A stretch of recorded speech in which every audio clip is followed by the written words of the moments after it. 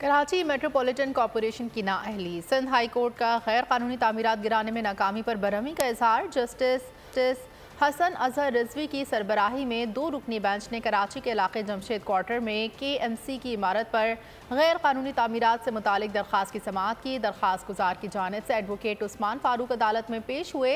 अदालत ने administrator KMC, municipal commissioner और डायरेक्टर इंसदादी तजावुजात को तौहीन अदालत के नोटिस जारी कर दिए। अदालत ने इस हवाले से एडमिनिस्ट्रेटर जमशेद टाउन और दीगर से भी जवाब तलब कर लिया। अदालत ने फरीकैन से 15 नवंबर तक जवाब जमा कराने का हुक्म दिया। और अगर आपको हमारी ये वीडियो पसंद आई है तो लाइक पर क्लिक कीजिए।